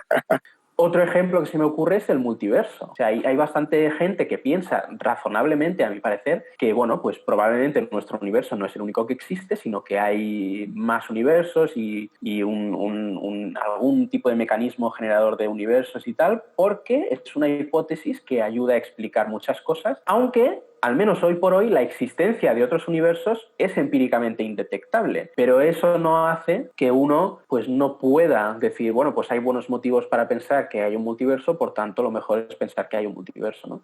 Si uno ve razonable esto, pues por estos mismos motivos a priori tendría que estar abierto al mismo tipo de argumentos a favor de la existencia de Dios, por mucho que no sean pruebas estrictamente físicas. Y luego otra posible inconsistencia que yo veo en esta actitud es que a veces te puedes encontrar gente que no va a aceptar argumentos filosóficos de entrada a favor de la existencia de Dios justamente porque no son pruebas físicas, pero en cambio sí que va a aceptar argumentos filosóficos en contra de la existencia de Dios. Y es como, hombre, si estás abierto a utilizar la filosofía para argumentar en contra de la existencia de Dios, a priori tendrías que estar abierto también al uso de la filosofía para argumentar a favor de la existencia de Dios, no solamente cerrarte como no, para aceptar la existencia tienen que ser pruebas empíricas, pero la filosofía me sirve si es para el ateísmo, ¿no? Bueno, creo que usar el ejemplo, primero se habla un poco de las conciencias, ¿verdad? Cómo podemos saber que otras conciencias existen y todo, y esto es como el problema de los cerebros en una licuadora y eso, un poco el tocar el solipsismo y todo. Y bueno, para no extendernos mucho en ese tema, o sea, hay cosas que sí debemos o aceptamos, aunque no tengamos una evidencia física de ellas, en cierta forma de decirlo así. Y es lo mismo que hablábamos, ¿va? Él estaba criticando a la gente que se cierra a un cientificismo duro, por así decirlo, y da un ejemplo del multiverso que me parece no muy bueno, porque él habla siempre, él dice de que el multiverso al final de cuentas es algo que es empíricamente incomprobable y pues si fuera así no sería una hipótesis científica. De hecho, ahorita van a haber algunos nuevos posibles fuentes de información que puedan ayudar a tener evidencia empírica de algo como un multiverso. A muchos incluso proponen que algunas interacciones se pueden dar entre distintos universos del multiverso y esas interacciones dejar huella en el cosmos, en el Cosmic Background Radiation, ¿va? En la radiación de fondo de microondas. Y de hecho hay hipótesis de que algunos patrones que han notado en el CBR de hecho son huellas de otros universos de burbuja, ¿verdad? Entonces, sí es cierto de que esto es una hipótesis todavía emergente, pero no solo es de tomarla como una idea que se acepta su posibilidad a priori, sino que también tiene un respaldo de poder ser falsada en cierta forma y claro, y hay otras teorías que te llevan al multiverso, ¿verdad? Que te llevan a aceptar esa idea, ¿no? Entonces sí, no creo que sea muy buen ejemplo del multiverso ahí, ¿va? Y al final de cuentas, pues, está criticando una postura que la mayoría no tenemos, ¿va? El cientificismo duro. Uno está abierto a las evidencias no físicas también. Dime un método objetivo y de acuerdo, démosle, ¿va? En algunos casos la gente sí actúa como él dice y tiene un sesgo y no acepta argumentos filosóficos, pero incluso dentro de las conclusiones científicas se utilizan argumentos filosóficos. Entonces sí, hay posturas cientificistas, eso sí, hay que aceptarlo, pero no creo que sea representativo del ateo, ¿verdad? Vemos ateos muy diferentes. Sí, yo también pienso que si realmente es así, que los dioses o Dios no existe, es razonable de que el ateo tenga argumentos filosóficos para argumentar lo mismo, ¿no? O sea, eso no tiene ningún problema. Claro. Para mí, o sea... Y los hay, va, esa es otra como creencia popular, va, que o un argumento ateísta, por así decirlo, es que el ateísmo no tiene argumentos, va. Pero pues sí existen algunos argumentos, y podrías crear tantos argumentos como conceptos de dioses, va. Y hay argumentos en contra de la existencia de Dios y hay argumentos en contra de la creencia en Dios, va. Podríamos mencionar algunos como el problema del mal, que viene ligado a la paradoja de Epicuro. Ahí hay varias subdivisiones del problema del mal, el problema del mal evidencial, hay varias subdivisiones, está estos argumentos como por ejemplo el de Divine Hiddenness, el de ocultamiento divino, ¿no? El de revelaciones inconsistentes, atributos inconsistentes, sí, hay un análisis también. También me llama la atención que cuando habla de por ejemplo, lo de que hay otras mentes aparte de la mía, por ejemplo, no sé si lo dijo directamente así o fuiste tú, David, pero quizás hasta cierto punto ese tipo de cosas, cuando las aceptas como ciertas, cuando crees en ese tipo de cosas, son, se podría decir, pues, asunciones que realmente no te generan un gran costo luego, ¿no?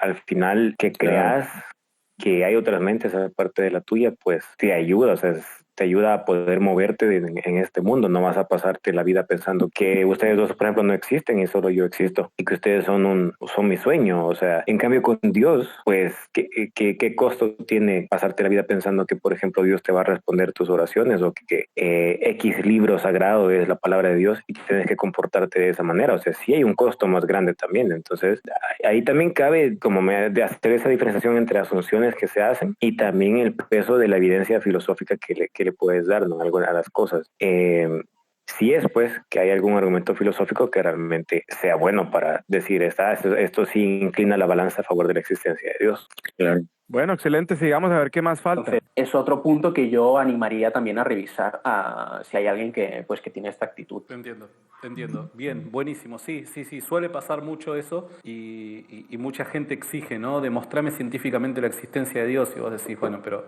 si ese ya es el punto de partida, ya no podés continuar ni siquiera con la conversación, ¿no? Porque resulta ser imposible, ¿no? Vamos al punto número 4, ¿te parece? Venga, el punto número 4. Número 4. Esto es cuando alguien da una objeción que está dirigida a un teísmo particular como el teísmo cristiano, pero la dirige al teísmo general. Y esto a mí me ha pasado muchas veces en varios vídeos que tengo sobre este tema. Tengo uno con Dante Urbina, que lo has tenido creo que en varias ocasiones en tu canal, en el que respondemos algunas objeciones al atributo de la omnipotencia. Pues una persona me comentó diciendo que Dios no podía ser omnipotente porque había muchas incoherencias en la Biblia. Claro. Otro vídeo, alguien quiso criticar la cuarta vía, ¿no?, de Tomás, la vía de las percepciones, diciendo que Dios en el libro de Job pues no se comporta para nada como un ser perfecto. Y es como, vamos a ver, bueno, tú sabes, yo tengo alma bastante de troll y por eso siempre que me encuentro algo así, la respuesta que doy es ¿y qué tiene que ver Dios con la Biblia, no? Que obviamente lo digo para provocar, porque tú sabes, yo soy cristiano también y tal, pero mi punto es ¿qué importa lo que diga o deje de decir la Biblia cuando no estamos hablando de eso? Cuando no estamos hablando de teísmo cristiano, específicamente cristiano, sino que estamos hablando pues del teísmo general, de la existencia de un Dios, sin entrar a ver si es que se ha revelado en alguna religión o no. Entonces, realmente, si quitamos el Dios bíblico, realmente ¿de qué Dios estamos hablando? O sea, yo sé que está ese concepto del teísmo clásico, pero a la hora de la verdad, o existe ese Dios que lo prescribe la Biblia o lo describe la Biblia, o no, porque, o sea, me parece que él está haciendo exactamente lo que está criticando. Él, de una forma muy convenientemente, habla del teísmo clásico y trata de argumentar por la existencia de ese Dios, pero a la hora de verdad él es cristiano y está argumentando por el Dios de la Biblia. No sé, ¿qué piensas tú, David y Mariano? Sí, en parte estoy bastante de acuerdo con lo que él dijo, ¿verdad? Que sí, en la conversación se está hablando de un Dios deísta y todo, atacarlo de la forma que él propone, así con esos argumentos de Dios de la Biblia, tal y tal cosa, cuando no están hablando de eso, pues tal vez sí es correcto a decir de que es una mala forma de atacarlo, pero lo que llama la atención un poco es que él critica antes en el video la falta de consistencia de algunos ateos, ¿verdad? En tener una posición, al parecer, de que no creo, y después otra posición que parece ser que cree que no existe. Entonces también, como tú dices, si él lo que está defendiendo es el Dios cristiano, o en lo que eso es lo que él cree, debería de tener también cierta consistencia en tratar de defender este Dios y no defender el Dios del deísta, por ejemplo, que es bien diferente, ¿verdad? No se involucra para nada. Y, por supuesto, como habíamos hablado ya, la carga de la prueba para uno y otro son extremadamente diferentes, ¿verdad? Entonces, eso es uno podría argumentarle de la misma manera. Defiendes el teísmo porque estás queriendo evitar la carga de la prueba, el deísmo porque estás queriendo evitar la carga de la prueba que tiene el teísmo. De la misma manera que él argumentó que el ateo toma la posición no creer para evadir la carga de la prueba, ¿no? Sí puede aplicar cuando la conversación se trata específicamente de eso, pero existe esta pequeña objecióncita que plantea ahorita. No sé qué piensa Mariano. Yo realmente no encuentro algún desacuerdo con él. Lo que sí me parece es que no veo por qué atribuir este argumento así como, o sea, si lo vemos desde el punto de vista de que algunos ateos podrían hacer ese argumento, cool, está bien, pero no solamente ateos, o sea, me imagino. Algo así, pero no es así como el primer argumento ateo que usa la mayoría, o sea, yo creo que ya no tenía nada que poner, por eso se tardaron tan poquito en el video, en esta parte del video. Sí, fácilmente puedo imaginarme a un agnóstico, ¿no? Haciendo el mismo tipo de comentario. Entonces, no veo por qué atribuir ese argumento a los ateos. O a un teísta incluso. Sí, también. O sea, me imagino que dependiendo de cómo lo planteen, pues también podría darse el caso. Claro. Entonces, aunque sí, yo creo que sí no es necesario como que el hecho de que él sea cristiano, pues que tenga que defender al Dios cristiano. Sí. Eso sí se entiende perfectamente. Sí, entonces no, en este punto sí no encuentro mayor desacuerdo. ¿No? O sea, veamos si podemos llegar al menos hasta un punto de, vale, si existe Dios y luego si queremos ver, si podemos ir más allá, pues ya lo intentamos ver, pero como algo aparte. Y luego hay una variación de esto también muy común, pues es como decir, yo que sé, ante un argumento cualquiera, pues incluso si ese argumento demuestra la existencia de Dios, pues no demuestra la existencia del Dios cristiano. Y es en plan, ¿y qué más da? ¿Y qué más da? No se está queriendo hacer eso, ¿no? Totalmente. Es como si alguien quisiera criticar la teoría de la evolución porque no dice nada acerca del origen del universo. Es como, bueno, es que no tiene nada que ver una cosa con otra, no se pretende decir nada acerca del origen del universo. Pues lo mismo aquí, si un argumento teísta no pretende establecer la existencia del Dios cristiano, que no haga lo que no pretende hacer, pues no tendría que sorprender a nadie y no tendría que ser motivo de invalidar el razonamiento, ¿no? A ver, está buenísimo Pausa. lo que acabas de decir. Tal vez lo que había querido señalar yo sobre la inconsistencia me queda más claro cuando uno piensa que él señaló una inconsistencia del ateo al defender una postura de Dios, no creo en Dios, y después tomar posturas de Dios no existe. Pero lo que sucede es de que en este caso uno puede tomar una postura ante un concepto de Dios y otra diferente ante otro concepto de Dios diferente, que es exactamente lo mismo que él está haciendo, ¿verdad? Está tomando dos conceptos de Dios diferentes y tomando posturas o haciendo comentarios respecto a una y respecto a la otra, ¿verdad? Entonces, y él señaló eso como inconsistente en el ateo, ¿verdad? Tal vez lo que omitió o no cae en cuenta es que el ateo hace esto muchas veces, ¿verdad? Cuando estamos hablando de los que queremos ser consistentes en nuestras posturas. Cuando está hablando de dos conceptos de dioses diferentes, ¿verdad? Que es lo mismo que el teísmo clásico y el Dios de la Biblia. Son dos conceptos de Dios diferentes. ¿No creen que así se entiende un poquito mejor mi reflexión, Mariano? Sí, así se entiende. Creo que así se entiende mejor. Así está más claro. Bueno, prosigamos. Queda el último punto número 5. Bueno, este también es otro eslogan, ¿no? Bastante común, que es típico de Richard Dawkins, por ejemplo, pero que se repite un montón, ¿no? Es como, bueno, tú tampoco crees en Zeus, en Thor, en Quetzalcóatl, etcétera, etcétera. Ya eres ateo con respecto a todos los dioses que no son el tuyo. Yo simplemente voy un dios más allá. Y entonces la implicación es que el teísta no está siendo consistente porque acepta algo que en cualquier otra situación pues rechaza. Entonces, problemas con esto. Yo le veo, bueno, el problema principal es que creo que no, o sea, no se está entendiendo.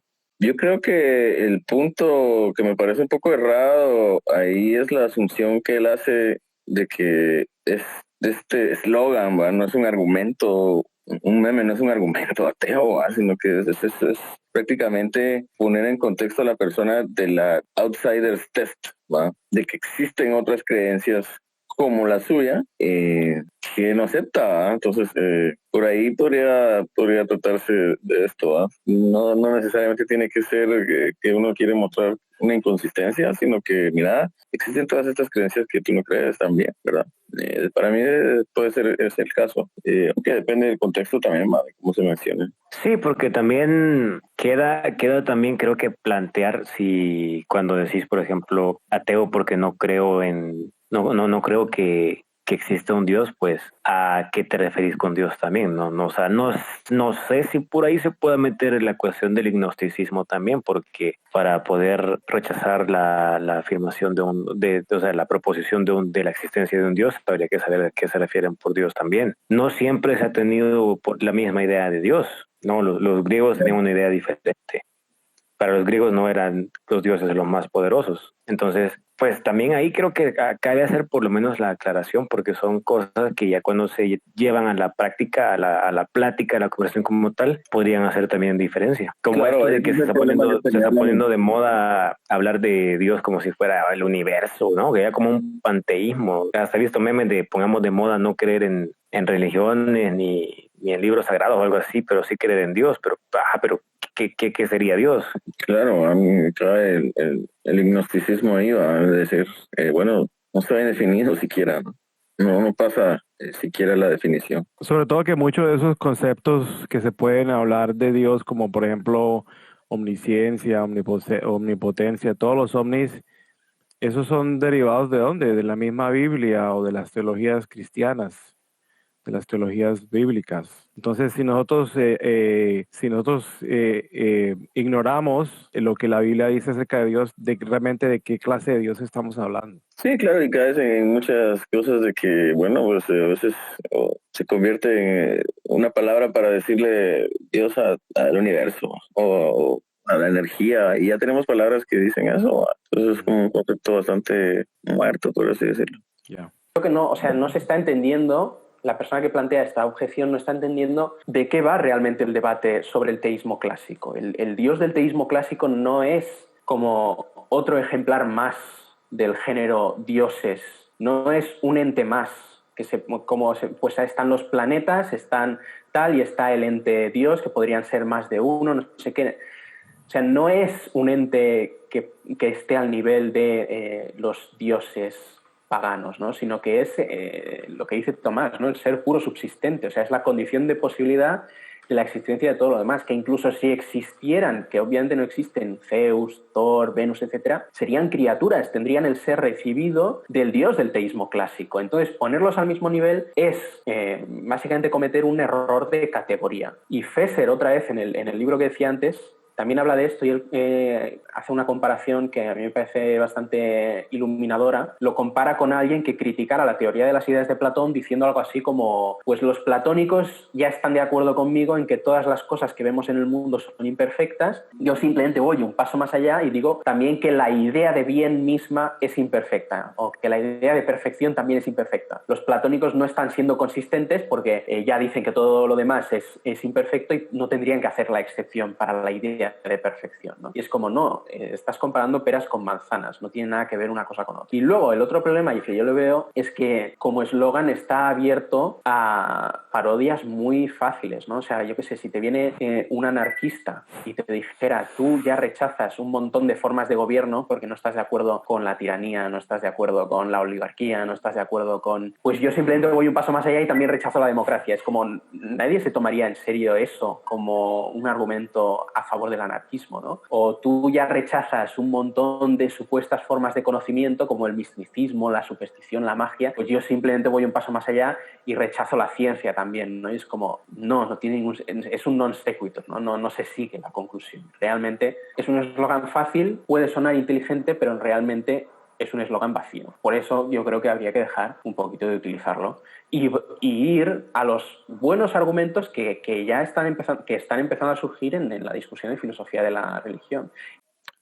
Sí, yo sigo viendo lo que dije al principio en lo que él habla, la verdad, de que, por ejemplo, con su analogía de las formas de gobierno a la democracia, la anarquía y todo eso, muy probablemente no tenga sentido que le diga, como él dijo, de esta forma de argumentación, para mostrarle de que el anarquismo no, de que la democracia no es consistente o no es buena, pero sí podría decírsele esto a una persona que te dice, no, es que la democracia es la única y es la verdadera, ¿va? Ese es el teísmo clásico, ¿va? Entonces tú le dices, no, mira, existe esto otro, existe esto otro. Es como un outsider test de la forma de gobierno, ¿va? Entonces creo que se sostiene un poquito con las analogías que él hizo otra, que también puede uno estarse refiriendo a esto otro, ¿va? Y habría que hacer la distinción que cuando ese es el caso, pues no tiene que ser un mal argumento, un mal eslogan, ¿va? Que no es un argumento, sino es como eslogan, hey, date cuenta, existe todo esto demás, ¿va? Y entonces todo esto demás tú lo rechazas y después...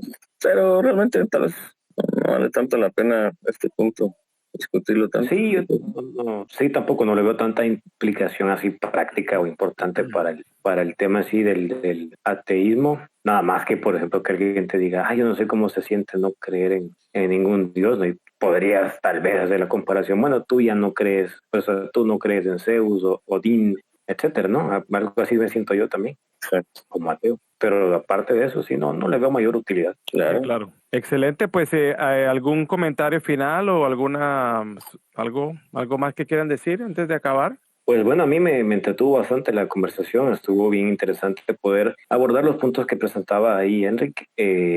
Me parece que hay cosas en las que tal vez estamos de acuerdo y que fue interesante también darme cuenta que estaba de acuerdo con algunas cosas, pero a la vez sí, creo que es importante recalcar que hay que saber entender las posiciones y no atribuirle cosas a las posiciones en estos casos que realmente no valgan la pena o que no merezcan que se las atribuyen, ¿no? Como eso de, por ejemplo, el cuarto argumento, creo que fue se lo atribuía al ateísmo, pero fácilmente podía atribuir al agnosticismo o incluso al teísmo, ¿no? Entonces, sí, me parece una práctica bien interesante. Claro, sí. Es bueno hacer notar que sí hay malos argumentos ateos, ¿no? De ambas partes, de ambas partes. Y también en los argumentos, hay malos argumentos teístas también, ¿va? Como hay tal vez alguno que otro bueno argumento teísta. No creo que hay alguno especialmente sólido, ¿va? O sea, hay válidos, pero no los considero sólidos. De lo contrario, no sería ateo. Pero definitivamente. Creo que no tengo buenas razones para creerlo, los argumentos, ¿verdad? Y cada persona pues tiene sus razones diferentes por las cuales no creen también. O sea, no todos los ateos son ateos por la misma razón. Sí, no todos somos escépticos, ¿va? Por ejemplo, ¿no? Existirán ateos ahí que están resentidos con Dios, por ejemplo, como piensan o argumentan algunos que somos todos los ateos, ¿va? Pero bastante interesante y como dijo Mariano, entender que a veces también uno está de acuerdo en ciertas cosas, que sí hay malos argumentos en ambas partes, ¿verdad? Y eso es lo importante, cuestionarse siempre, ¿no? Sí. Sin embargo, pues creo que yo puedo concluir de que realmente los teístas tienen una tarea más grande de lo que ellos piensan, ¿verdad? Entonces, qué bueno que nos hemos reunido de platicar de este video. Muchísimas gracias por sus comentarios, por su sabiduría, por su experiencia, por todo lo que se ha hablado. Así que esperamos de que este sea algo interesante para ustedes y gracias a la audiencia, al público que está ahí, que nos está escuchando. Y pues déjenos saber si esta clase de videos les gusta, si eso es algo que a ustedes les interesa, porque realmente estamos tratando esto, por lo menos aquí en los ateólogos por primera vez, a ver cómo nos va, así que pues apreciamos mucho su feedback y todo eso, así que muchísimas gracias. Gracias, Mark, por la invitación. Gracias. Listo. Hasta luego. Excelente, entonces hasta la próxima. Chao, chao. Taking up serpents, drinking strychnine. I believe in the Bible signs.